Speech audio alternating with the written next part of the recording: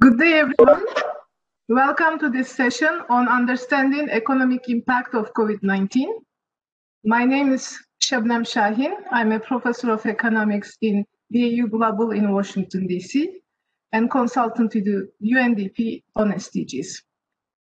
Erwin Korong from GTAP Center, he's our host today, and he's helping us to stick to our time limitations, both for our presentations and discussions. Dr. Marinos Tisigas, he's a lead economist at U.S. International Trade Commission. He's been contributing to GTAP development since 1980s. He's been rewarded multiple times for his invaluable contributions. Professor Enunchi Aldan is Dean of Faculty in Economics, Administrative and Social Sciences at Kadir Has University in Istanbul. He has similar position in Bilkent University in Ankara.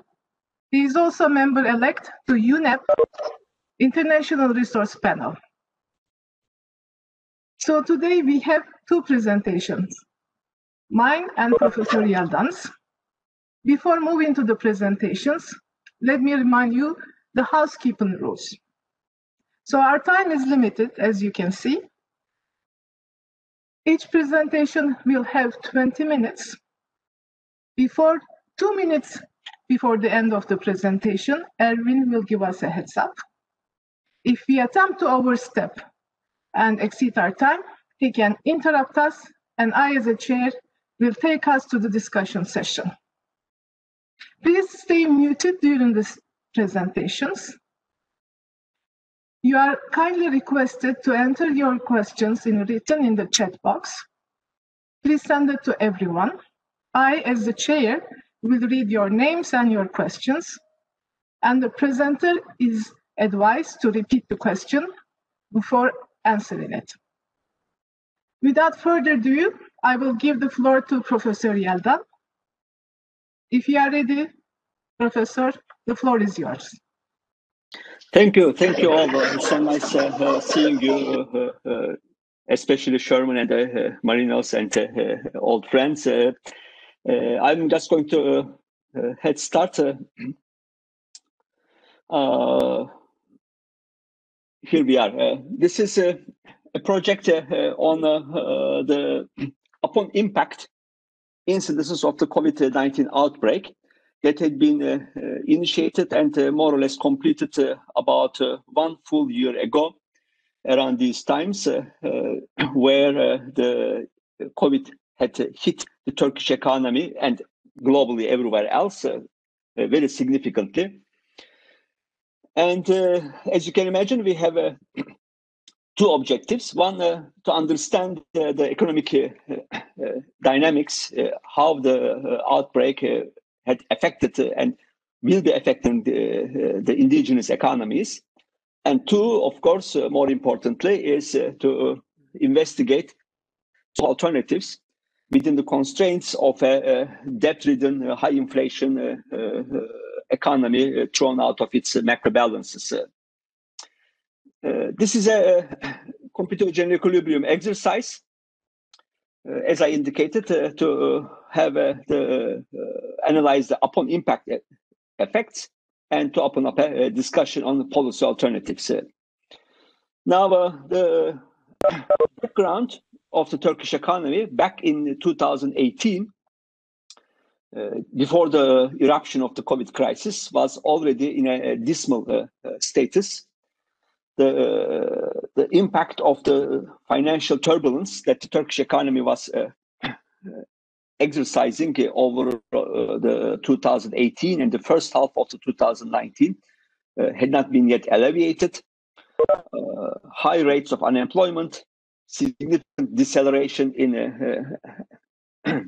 employment and production, with deteriorated public balances, stagnant fixed capital formation, and loss of productivity gains was the picture before the COVID crisis had erupted. So these unbalanced impacts on a large and vulnerable population was the state of the fact of the economy. What we had done, we have calibrated the macroeconomic and microeconomic data within the traditional social accounting metrics framework, with 2019 being our base year, along with 24 production sectors, with detailed characterization of the input-output relationships across sectors. We have worked with two types of labor: formal, organized, and informal, vulnerable, or marginalized type of employment, both of which are indispensable across sectors. And we have distinguished our households through their functional categories of income recipients, labor, and capital. And our objective is to come up with a line of defensive policies that can be developed against the impact of the crisis. Again, as I said, within the conditions of already disequilibrating framework, especially in public accounts. We focus on the effective demand. So the model is driven through structural channels, mostly through effective demand constraints.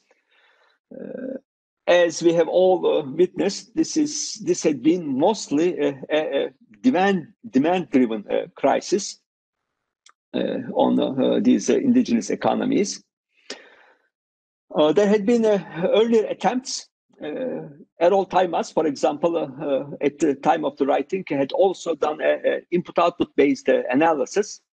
His analysis was based on 2017 data and was limited only to input-output flows and the valuated the final demand segments of the input-output table, rather than price in endogenous general equilibrium structure.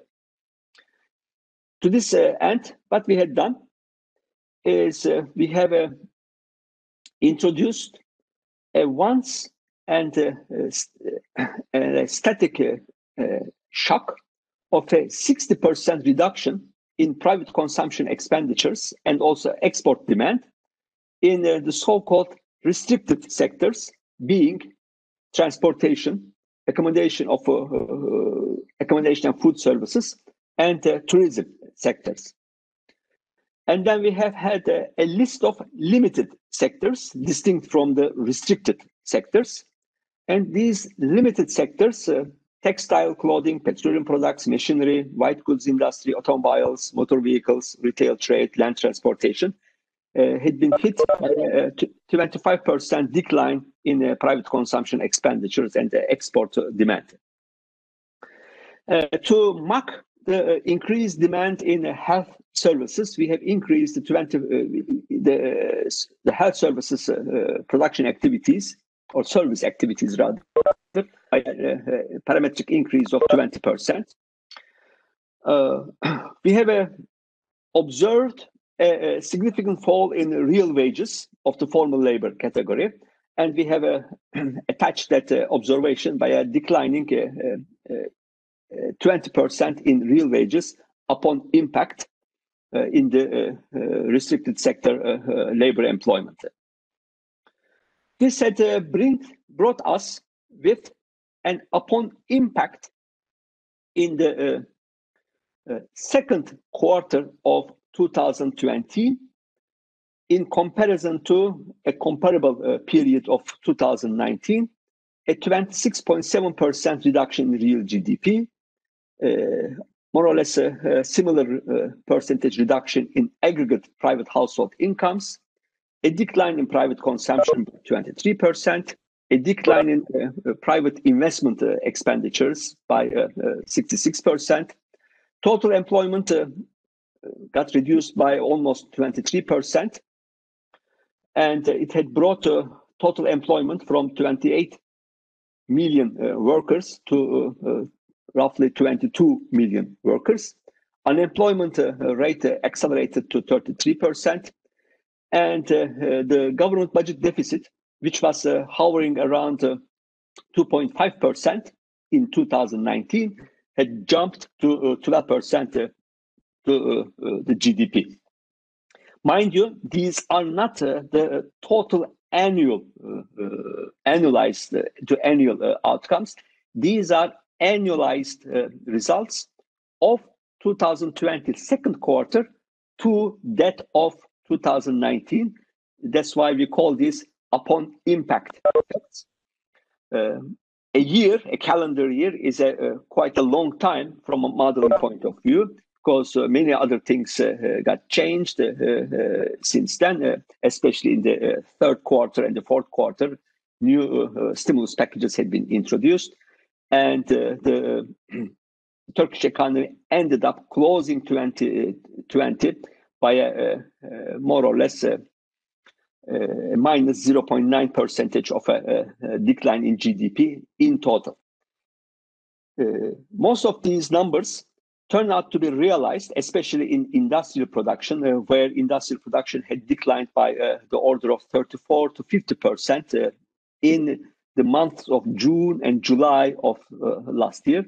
So we feel that we have captured most of the impact of the COVID crisis on the economy quite successfully. In the paper, we have a detailed picture of the sectorial disposition of these declines. The real production losses, as you can imagine, was quite severe in the restricted sectors: tourism, accommodation, and food, construction, air transport, and the manufacturing sectors of intermediate productions, ranging from mining, cement, iron, and steel. And the end line of the sectors, machinery and white goods, were significantly hit hard. As I argued, these turn out to be very close to the official data that had been realized for the months of June and July of 2020. Employment losses, again, more or less similar stories. Accommodation and food, construction, air transport, tourism had been hit very strongly in terms of loss of employment. And against all this, now it's time to think of the alternatives. Well, we argue that the alternative should be prioritized to support the large vulnerable social groups that had been affected directly or unequally from the repercussions of the shock. Therefore, we target the household incomes through a direct income support from the public sector. To this end, we design what you call a labor income support program, which consists of a once and for all support of the wage earners with 50% of average real wage of formal labor, a continuous annual income transfer directly met from the central government budget. The data tells from the 2019 that the average real wage of formal labor income were on the order of 3,000 Turkish liras, which was about 20% higher than the minimum wages. So this brings roughly income support of about 2/3 of the minimum wage that is officially recognized to those people who had left incomeless, who had been unemployed and was hit by the loss of employment due to the COVID crisis. This 50% average real wage income support was complemented by a direct support to small and medium-sized companies and those self-employed. That is the minimum, the little companies or the medium-sized companies and those family-owned companies had been supported through income support in addition to wages. Public consumption expenditures was boosted by 20%, mostly directed to the limited sectors of the economy.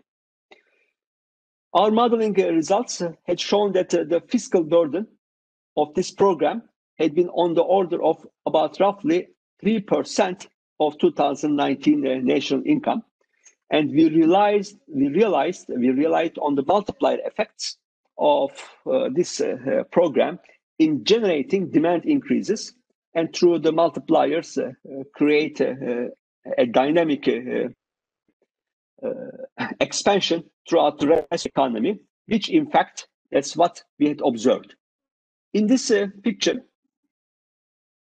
we have the GDP levels in fixed 2019 prices. The 2019 level was something on the order of 4.2 trillions of Turkish liras. That is roughly 800 billion US dollars.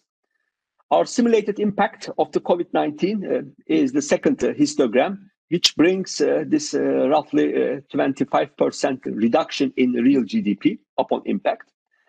And now this alternative program, I mean, we are not in a dream. It will not completely solve all the problems of the COVID crisis, but it had a significant expansion upon the COVID-19 crisis, where the GDP losses had been taken back. More or less 60% of the losses of the COVID crisis had been accommodated for, and the Turkish GDP ended up with roughly 10% less than the 2019 figure. So we had taken back more than half of the impact of the COVID crisis due to the expansion of the LIS program. The budget deficit, as I indicated, the budget deficit had increased to roughly 12% of the GDP, something to the order of 260 billion Turkish liras, which was almost tripling to the 2019 levels. With the labor income support program, with the expansion of the economy, most of these extra expenditures had been taken back, and the budget deficit GDP ratio had receded back to 9% of the GDP, still higher than the 2019 level, but at least most of the losses after the COVID crisis had been realized to be taken back. In sum, as a result of this implementation of the package, we realized that 85% of the households' wage income losses had to be were compensated. GDP had been compensated by a 60% increase relative to the COVID-19 outbreak effect. Relative to the pre-epidemic values realized in 2019, the loss in labor income remained at about 6.6%. Unemployment rate was receded back to 17%. It was 13% to begin with. And budget deficit was sustained around 6%, up from the 3% value of 2019. This is the sectoral gains across sectors in production compared to the COVID-19 pandemic. As you realize, we take back most of the declines in especially in intermediate sectors, construction, cement, iron and steel. Some of the gains are taken from transportation, but which was minimal. Most gains had been in construction activity and the intermediate sectors of the economy. What we had observed after the course of the years is Turkish government, rather than following a direct income transfer, had chosen to open up monetary measures. And according to IMF's calculations, the monetary expansion, especially credit expansion, was the main value in the Turkish stimulus programs. Real income transfers had been minimal mostly on the order of 0.06% to 0.08% of the GDP. But credit expansion and postponing of credit debt was the main policy tool, and that's upon which we are arguing that had this type of policy could have been implemented, Turkish economy would have expanded faster than the realized value of 2020. And we had advocated real income transfers rather than the monetary expansion, something still to be debated in the Turkish economy and beyond. Well, that's my story, folks. And I am leaving the floor back to you, Erwin.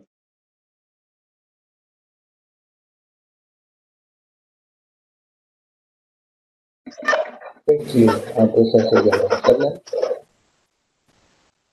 Thank you, Professor Yaldan. I see complementarities between our two presentations. So while I'm waiting for the questions, can I ask you a question? Please, yes, please. So you told us that you completed this analysis a year ago. So what were your thoughts since then? And I'm referring to two things, as far as I can follow Turkish economy from distance. One was when you produced this analysis, oil prices globally were declining. And Turkey is an oil importer country. It has a big effect on balance of payments. So is this an expansion you would envisage to add or not? And the second one, of course, is the exchange rate problem. Due to different factors in Turkey, it's always a problem. Is it also an element that you will consider further down in your analysis? Thank you. Thank you. Two important exogenous developments, definitely. One endogenous, one exogenous. The impact of the oil prices, not in our model, nor in the real period of the 2020, had not produced much of an exogenous impact on the evolution of the Turkish economy over the course of the year. The exchange rate movements were completely politically driven. There had been a series of macro policy mistakes, excessive interventions. I hate to use this word, but these populist interventions into the central bank governor had been changed twice. The Turkish Statistics Institute director had been changed 4 times. So this had created a lot of credibility problems. There had been a severe excessive usage of central bank reserves. But at the bottom of the day, I should say that we have conducted the analysis back a year ago, but we have what I am presenting here today is the realized 2020 values of the Turkish economy, and our paper is now focused rather than the impact of the COVID to a comparison of what the government had actually followed and what the government could have followed.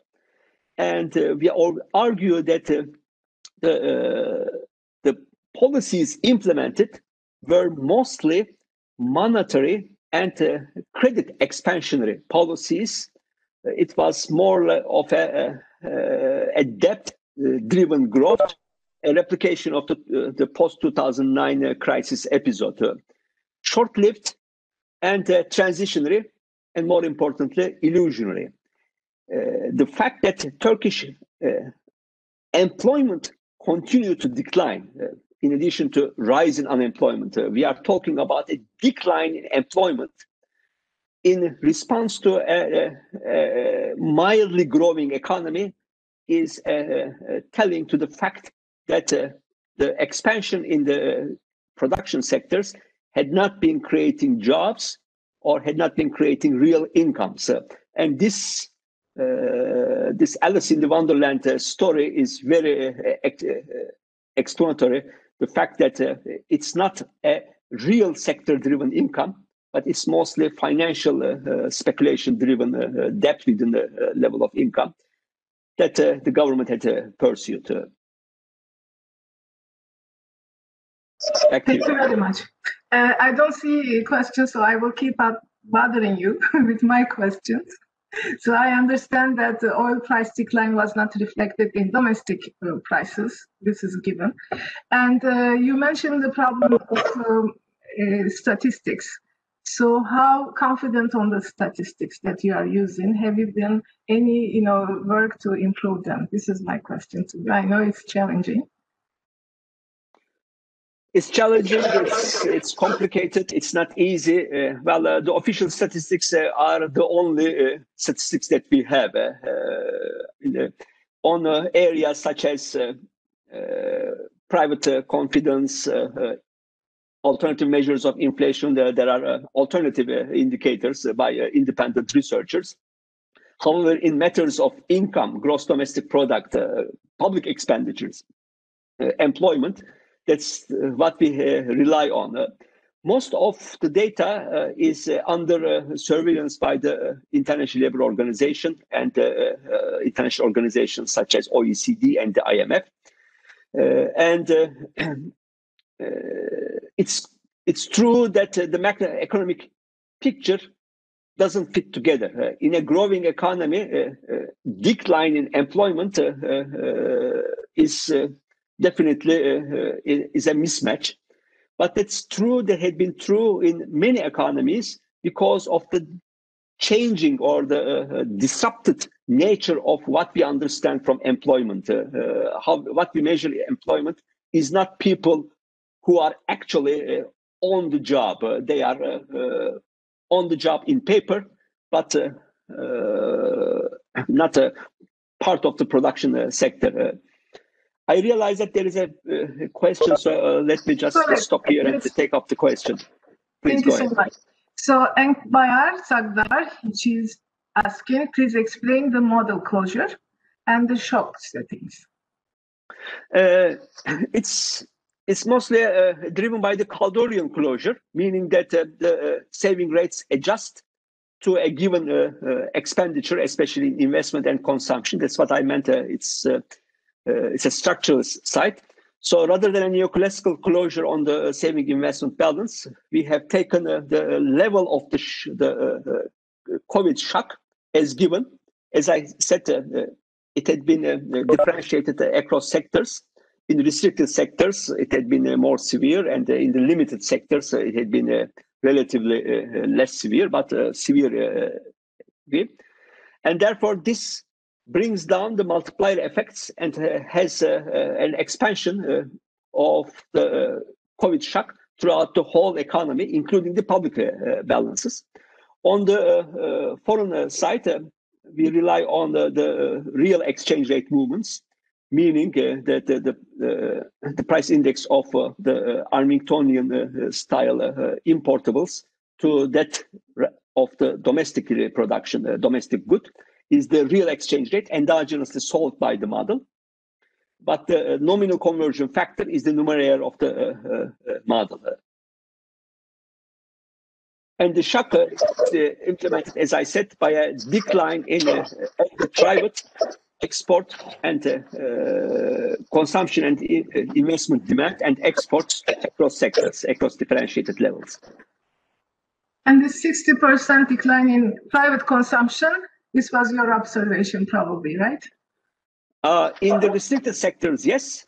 This is most of them as common to most of the studies of the time. Correct. And another question and comments from Dr. Roberto Rozon. He thinks this looks more like input-output analysis rather than general equilibrium. No, because the simulated exercise gives us endogenous production, employment, and export and import balances, and as a result of which real exchange rate depreciates very severely, the widening of the current account deficit, these things are not observable from an input-output exercise. It's not a one-shot shock to final demand. Its effects are followed through standard computer general equilibrium procedures through the Walrasian endogenous relative price movements. I understand Dr. Rozon doesn't have a follow-up question. If not, I will share it with you. But please, let's be in touch on this separately. Sure. My follow-up question, Professor Yaldan, where is Turkish economy today? So are you envisaging a recovery from COVID sometime soon, or what is the time horizon, hopefully, when the recovery comes? Well, the nature of the question is the character of the recovery, the how healthy and how sustainable it is. You see, all these imbalances that had been observed in the loss of linkages between jobs, employment creation, and alleged production is due to the depth-ridden speculative character of the recovery. And all of these come at on two endogenous prices. One is the price level, inflation, and the other one is the equilibrium exchange rate, both of which had been severely disrupted. Turkey being one of the most adversely affected middle-income economies among the emerging market economies. Turkish lira had lost the most value since the beginning of this year. Something has to give up, and the price level and the exchange rate movements are the two adjusting mechanisms of this structural imbalance that had been ongoing in the economy.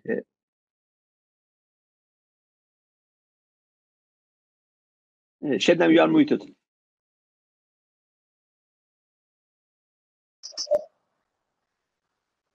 So, Enkdayar Sagdar, she is asking, what model did you use for this analysis?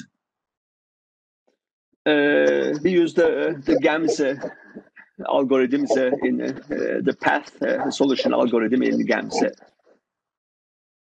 And algebraically, the most of the algebraic equations in our paper, and I am, of course, very willing to share our software with people interested. These are public goods. And if I may add to it, Professor Yaldan has a very well-developed CGE model written in GAMS for Turkey, and he's been working on it since probably 2 decades or more. So I don't see any other question. I will kindly transition to my presentation, if you allow me. Thank you very much for the presentation and your answers. Thank you. Thank you. Good luck to all. Thank you. So I will share my screen. I will present a work which I developed for the UNDP Afghanistan office. It is naturally on COVID, and this time we are looking at it from the lens of sustainable development goals. So the paper is on the web. If you are interested, you can Google it, and I'm also very happy to share it with you if you have further questions. Naturally, it's a policy discussion, and I will more insist on the policy answers that we tested and analyzed using the CGE model. The CGE model for this time is GTAP. This is standard GTAP, but two novelties about this work. First time Afghanistan was introduced into the GTAP framework.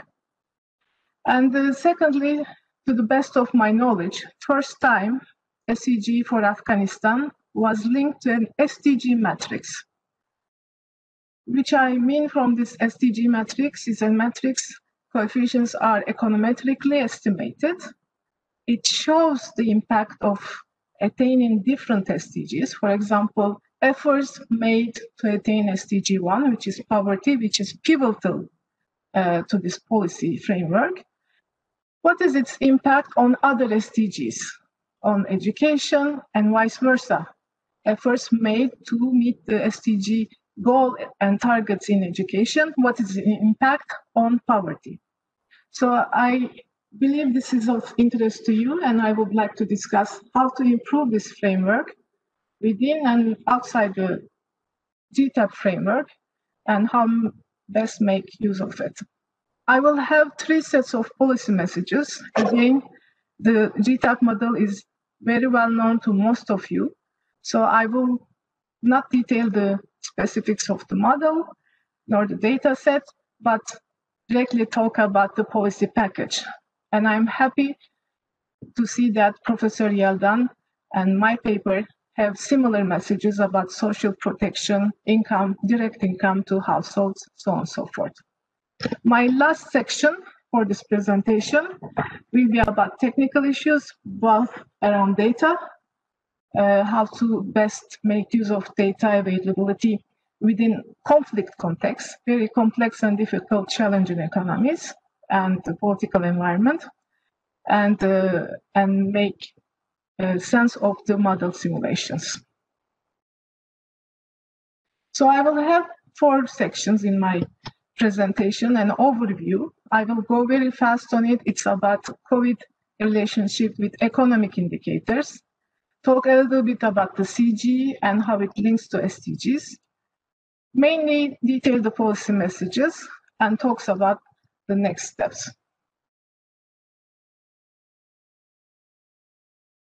So you may wonder why we are really analyzing SDG attainment, given that Afghanistan has been in conflict for over a decade, and COVID is another pandemic, and that hit the economy in a very challenging time, where transition to peace was disrupted because of COVID, because parties could not meet face-to-face, and other factors add to it. And today, Afghanistan is waiting the pullback of American forces from the country, which will be also another challenge facing the country.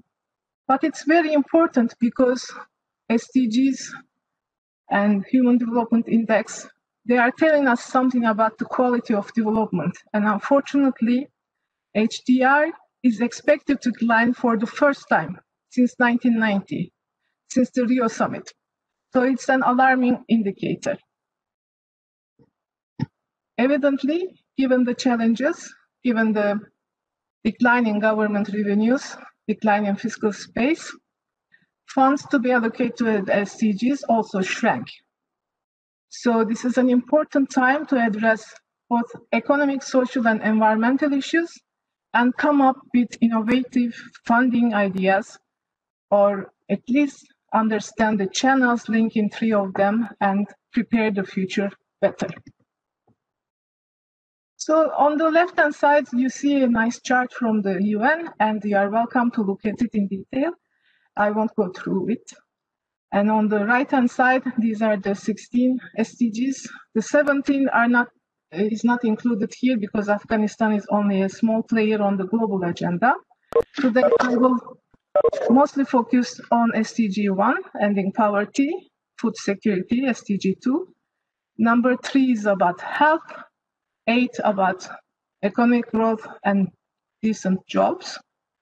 And 16 is about strong institutions, its governance, both domestically and internationally. And I will try to walk you through the simulations and how these 3 link together and how it is important, in our opinion, that Afghanistan starts working and thinking, improving all these indicators as a set, and thinks about the interlinkages between these indicators. So let me give you just a brief overview of what was happening in Afghanistan in terms of SDG attainment before the pandemic hit. In terms of poverty, 55% of the population by the World Bank is assessed to be extremely poor. They are in need of shelter, nutrition, income support, and so on. In terms of food security, it's also alarming. 11 million Afghans out of 20 need emergency food assistance periodically, and this is before the pandemic hit. In my simulations and also in the observations, again, it's a challenging economy. The statisticians do their best, but they cannot reach all provinces in the country because of security issues and other factors. So the big hit to Afghan economy came from disruption of import channel. Imported goods became scarce. Afghanistan is heavily dependent on imports. Imports represent 50% of GDP.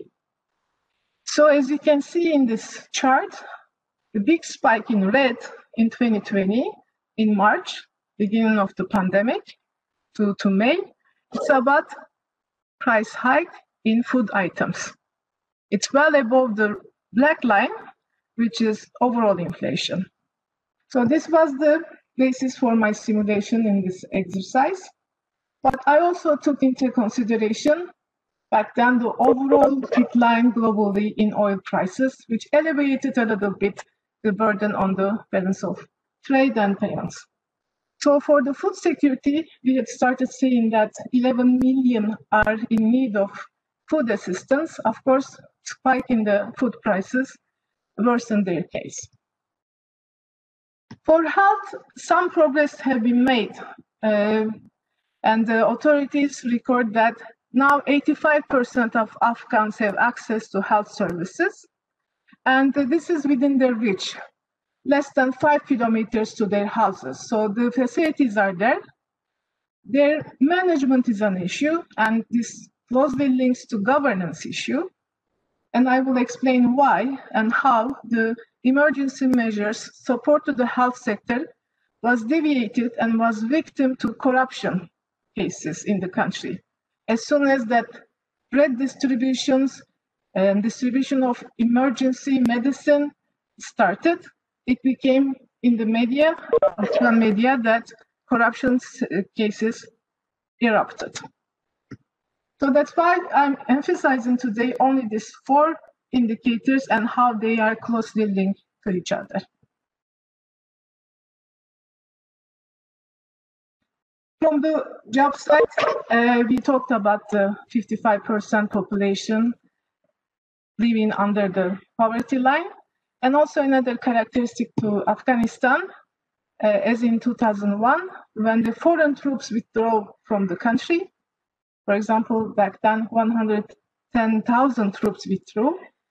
Skilled employment and semi-skilled employment, which were supporting this troop, they also disappear. Either Afghan nationals get green cards and they migrate abroad, or they go to other countries such as Pakistan or Iran, and they become migrants in these economies.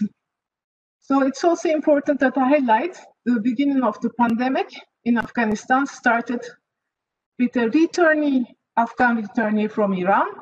We all know that Iran was in very bad shape back then, and the mass returnee movements started. It's still going on, and the order of magnitude is around 100,000 people coming back to the country because their visas or work permits are not being renewed in the neighboring countries. So their livelihoods are cut also in the countries where they used to work and live.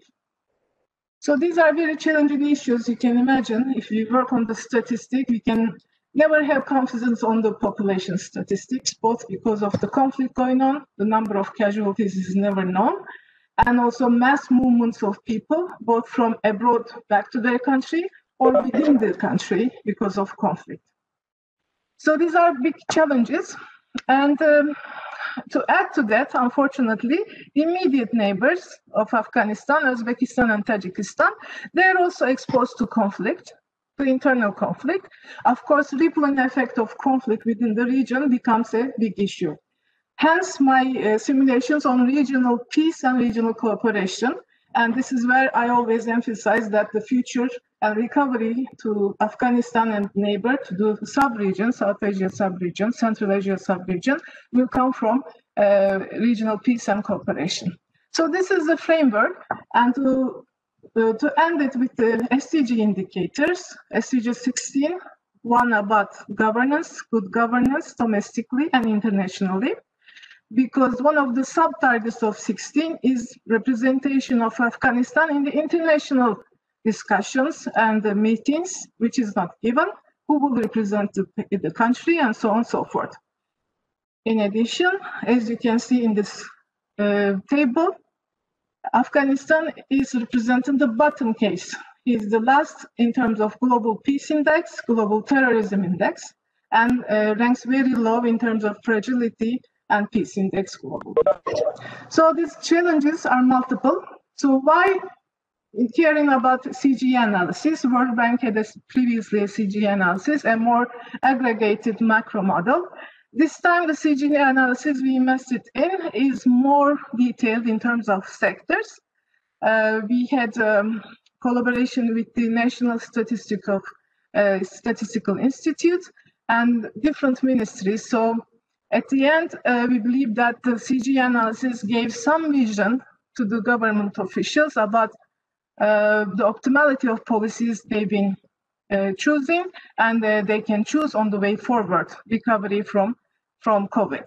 And the link to SDGs is always a plus in the sense that in such conflict environment, SDG is about the future. So it brings, in my opinion, some hope to the discussions. That's why we were very keen on putting the numbers, not only limiting our analysis to CGE and so on, but also talking about fiscal issues, working with them on the budget expenditure items, and also environmental indicators, and so on. So all statistics bring some transparency to the discussion and some objectivity, which was very well received, and still our efforts are being appreciated. So the social accounting matrix was produced by a local institute. You may ask why we need a social accounting matrix in GTAP, because on the side we have a single country model as well, which is GAM-based, and it is dynamic by nature and very detailed in terms of fiscal items. The model that I'm presenting today is GTAP because of my focus on the regional topics. There are 39 regions trading with Afghanistan and 35 sectors, and 5 occupational areas were integrated into the GTAP database. So I already mentioned that the COVID impact was simulated through a shock in the supply chain, that the imported goods became scarce and it led to inflationary pressure. And as IMF noticed, it's about border closures, and the border closure mainly is with Pakistan, that was trying to evade contamination by Afghan truck drivers who walked to foreign keys for 3 months or so. So the policy messages, again, the baseline is the same one, and it led to a depreciation, to a decline in GTAP around 5 to 6%, with some improvements that we made further down the road. Initial estimate was 6% less than the previous year in terms of GDP loss, and it was aligned with IMF and is still aligned with the IMF. However, the official numbers by the government, of course, they are not so high. So this is a topic that we will discuss with them in the near future. Here, I'm insisting on the package. So what to do? The package can be called a rescue package. It has to create 250 million for supporting the health measures. And it has to generate, it is desirable that it generates 300 million for the SDG attainment. And we are including in this package some social policy measures. And I explained which kinds are the most appropriate one to the current context. So this is a big sum if we take a look, but there are ways to make it happen. The first one, again, I'm mostly insisting on the response package. It's the value-added tax that has been in preparation in the country, with help from IMF, which will generate revenues, and most of the revenues will come from the trade activities. Again, I will mention it in the concluding remarks that most of the trade is about narcotics and it's illegal. So some discipline in the tax collection in trade and legalization of illegal activities is very important for Afghanistan. So I estimated if we use only 1/3 of the generated revenue used for our rescue package, it will be a big plus. Another 30% of this necessary funding can come from excise tax and export tax. This time it's targeting mining activities, illegal mining activities. And if on top of it, we try to achieve peace of the regional peace and cooperation, it will create around 5% to 7% GDP for Afghanistan. It will increase farmers' incomes. Farmers' income is a sub-target for SDG 2, which is about food security. And improvement of the security situation and the overall will also benefit. And all these measures combined will be sufficient to fund the rescue package that I mentioned. So this is a chart summarizing different steps. If we start looking at it, and I won't detail it, from the left, it's about the target. The sub-target that I'm looking at, it's mainly about poverty. Again, in the SDG discussion, in SDG matrix that I use, the poverty indicator is very important. It links to GDP through an elasticity. And through the matrix, SDG matrix, I can also follow the track of what happens to the GDP. Of course, a decline is expected, will increase the poverty level, and the poverty level will be translated to different deterioration of different indicators in the SDG matrix. So this is the channel I use in the analysis. So this gray area, column 9 and 10, talks about deterioration of the SDG targets. For poverty, it's around 17%, in line with World Bank estimates.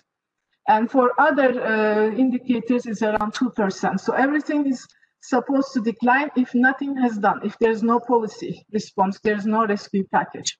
The column 10 is about injecting this 300 million and targeting to different SDG goals without thinking about the overall picture, without thinking about the linkages, nor without macroeconomic policies like Professor Yardan presented. So still we are in the gray, we are all in the deterioration of different indicators. The two right-hand side columns are green. So this is a more positive pictures, of course. This is where the question comes, if in addition to SDG measures, health measures, there's an overall approach to recovery and or reforms, then we will try to solve the issue, and then we will talk about improvement of SDG targets, SDG attainment.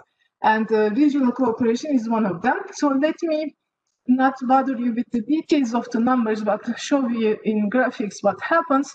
So this is no policy response case, where all the indicators are in red, between 2.5 and 0.5 and 17%. This is where injection of money in different sectors, it elevates a little bit the burden and the deterioration of the goals. And this is where everything comes positive through better governance and through economic growth. The poverty level can be decreasing by 5%. And this is where we move to another scale, where it's not only domestic policies like more effective collection of taxes, but regional cooperation, where we can decrease poverty by 15 percentage points. And the last thing that I would like to present, it's a little bit down the road, not for today for Afghanistan, but IMF paper on the topic looked at historic conflict and how long it takes to recover from conflict for different macroeconomic indicators, GDP, export, and other details. And if the peace agreement is signed today with the Taliban and with the neighbors, and the whole region stays peaceful for 4 years to come, the accumulated impact is a 7% GDP gain for Afghanistan. They are the big beneficiary of this agreement, but because Afghanistan is highly import dependent, there will be increase in demand for the exports of the neighboring countries. Pakistan and Iran will also benefit, and their GDP will boost by 1% in the 4 years to come. So I will close my presentation here, and there are different data issues that I would like to discuss with you if we have time in the discussion period. So I thank myself as the chair. I see that there are some questions. Let me organize my screen.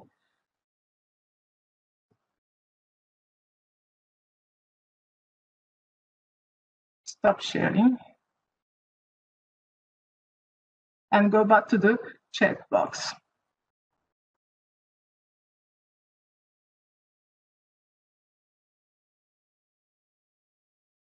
Yes, Omid, there is any other CG model? Yes, there is a CG model from Hans Lofgren, World Bank CG model, an aggregated one with 5 sectors. It dates probably from 2015. Yes, and there are 2 sums from Hans's modern exercise, and there's one sum that we produce with the local research institute.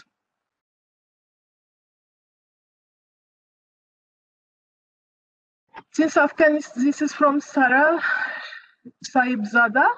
Since Afghanistan is not as individual country in GTAP version 10, how did you identify Afghanistan in GTAP? I explained in the beginning of my presentation that this data set was produced by our team and introduced to GTAP. I believe it will be ready to share with the GTAP committee or management. These are the 2 questions that I see in the chat box. If there are further questions, I will be happy to answer them.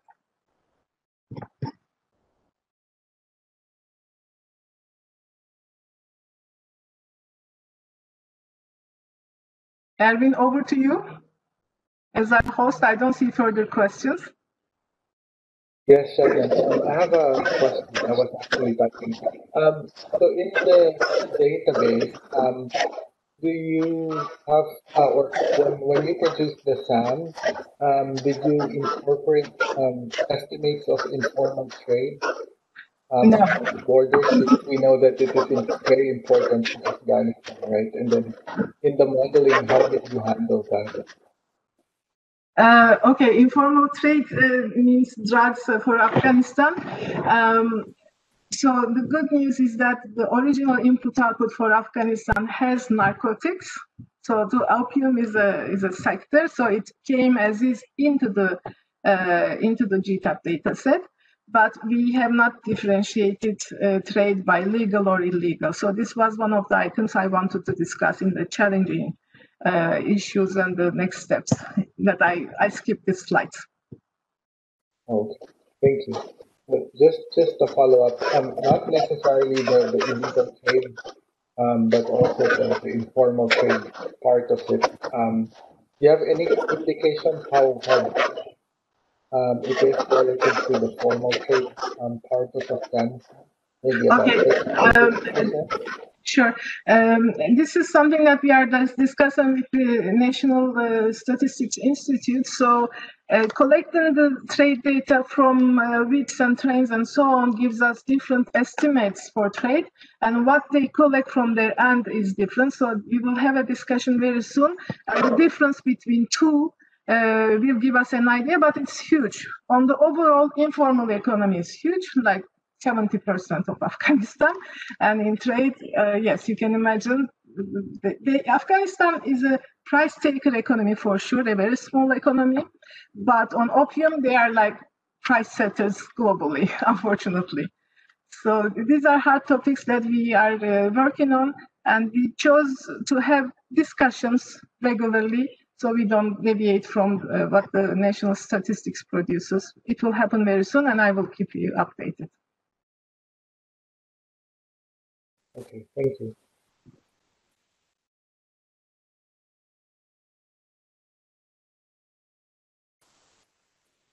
Okay, I don't see any more questions. Perhaps we can move forward with the discussion if you allow. Most welcome.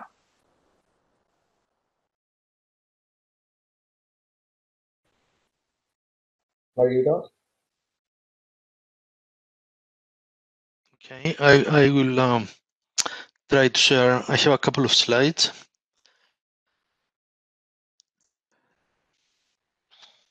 Well, hello everybody. Thank you for including me in this organized session.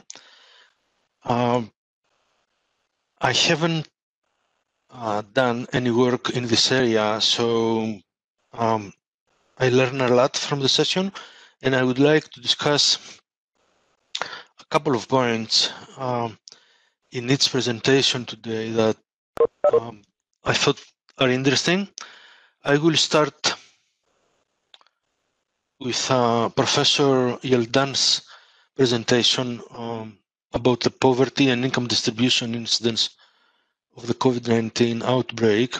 His work measures the microeconomic impacts of the COVID-19 for Turkey based on simulations from a computable general equilibrium model, which includes a lot of special aspects from the Turkish economy.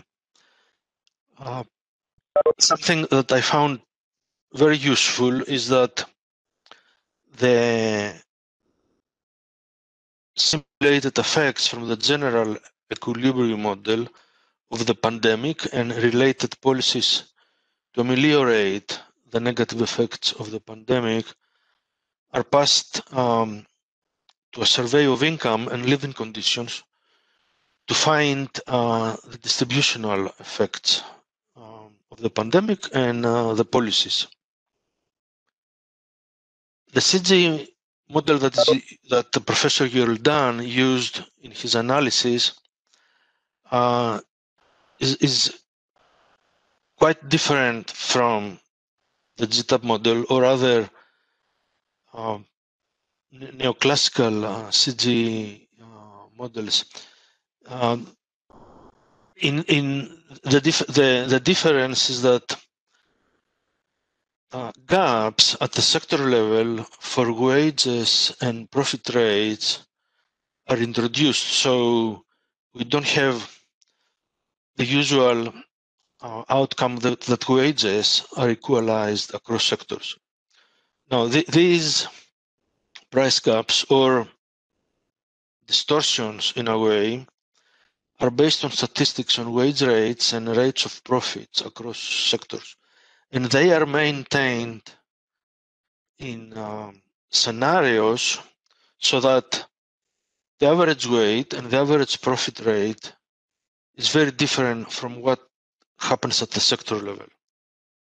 One other element which differentiate Professor Yeldan's CG model is that migration is another behavioral mechanism and governs the movement of labor from low wage sectors to high wage sectors. These I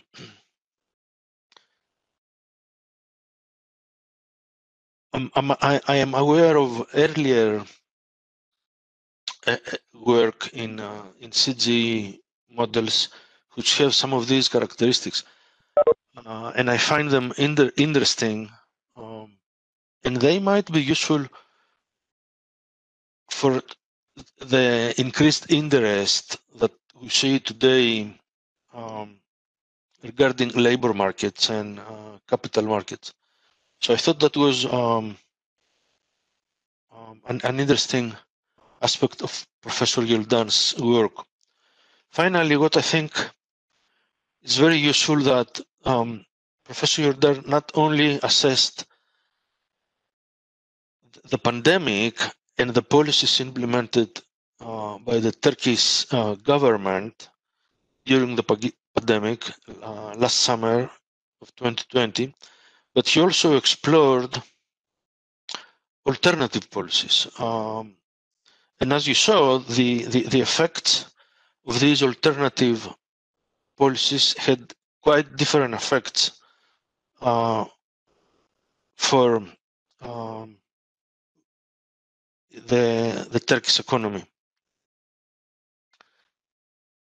I will go on now and look at Professor Sahin's work regarding the potential impact of the pandemic on the Afghanistan economy and SDG and attaining SDG goals.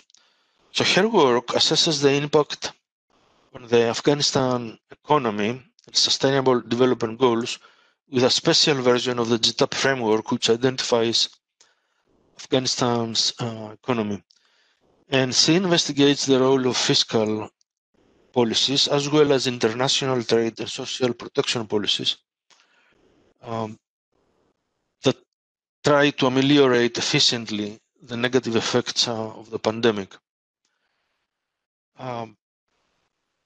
I don't know a lot about sustainable development goals, so there is a 2030 agenda which established about 17 sustainable development goals. The sustainable development goals emphasize an integration and a balance between economic, social, and environmental aspirations.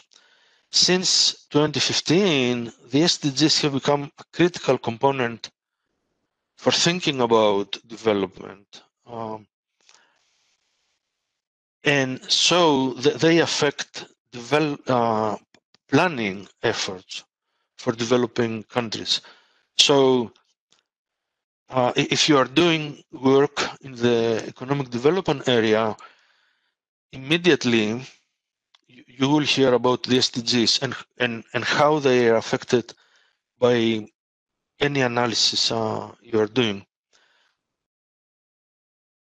So Professor Shahid then is linking the simulated effects, the scenario effects from the general equilibrium model to the sustainable development goals using something called the cross-elasticities matrix. I didn't know about this. So what it means, and you saw in the chart that Professor Sahin showed you, the chart tries to link outcomes from the general equilibrium model to targets for specific sustainable development goals.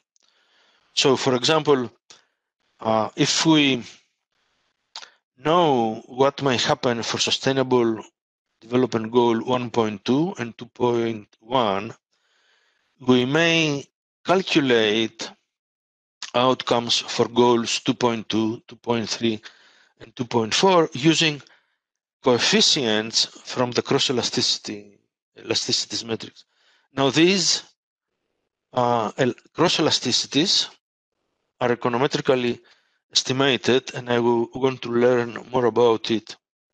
Now another important link that you saw in the chart that Professor Sahin presented is that the general equilibrium model calculates that improving trade in the South Asian Association for Regional Cooperation area would increase Afghanistan's real GDP by 5.37%. Now, there is an elasticity that has been calculated which links GDP growth to the poverty SDG, and that elasticity is 2.8. So then I can calculate that because of improved trade conditions, the SDG 1.2 will improve by about 15 percentage points. So I think this is a very useful way of linking, communicating the impacts for sustainable development goals and linking them to simulated outcomes from general equilibrium models. So these were my thoughts about these two presentations, and I thank you. Thank you, Marinos. Thank you, Marinos, for your intervention, how to highlight the hot topics in our presentation. So thank you so much.